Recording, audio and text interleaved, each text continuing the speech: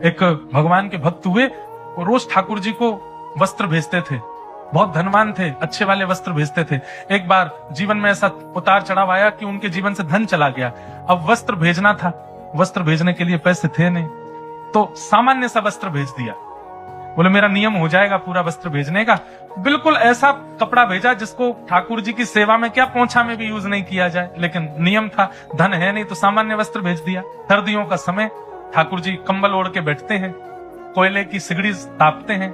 ठाकुर जी को रात्रि में शयन करा करके गुसाई जी गए, सुबह मंगला में आकर के देखा तो ठाकुर जी की कटकटी चल रही है, दांत जोर जोर से ऐसे कि ठाकुर जी कांप रहे हैं। एक दिन पहले ही जो सामग्रियां आई थी उनमें वो वस्त्र भी आया था, तो उस वस्त्र को देख करके नीचे जो सेवक आदि थे उन्होंने कहा अरे ये वस्त्र तो पोंछा के लायक भी नहीं है, इसको ऐसे बाहर कर दो, किसी और को दे देंगे, ठाकुर जी की सेवा में क्या प्रयोग करें। वो वस्त्र बाहर कर रखा था।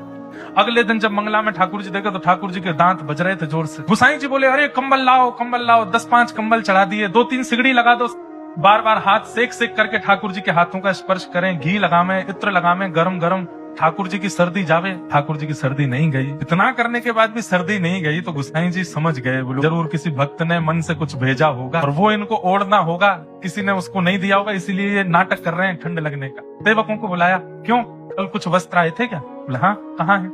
सब दिखाए। बोले इनमें से कुछ हटा दिए थे? हाँ, 1-2 कपड़े थे वो ज्यादा बढ़िया ठाकुर जी के योग्य नहीं थे, वो बाहर के। बोले वो कहाँ है? वो तो हमने रसोई घर में रख दिए कि पोंछा मोछा के काम आएंगे। बोले वही लाओ। उन कपड़ों को लाए और जैसे ही वो कपड़ा ला करके ठाकुर जी के चरणों पर रखा, इतने में ठाकुर जी बोले वो तो पसीना आ रहे हैं बहुत जोर से, सबरे कंबल हटाओ, इस सगड़ी हटाओ, सामने से गर्मी लग रही है बहुत जोर से। क्यों? ठाकुर जी को सर्दी नहीं लगती, ठाकुर जी को गर्मी नहीं लगती, ठाकुर जी को प्रेम लगता है, ठाकुर जी को भाव लगता है।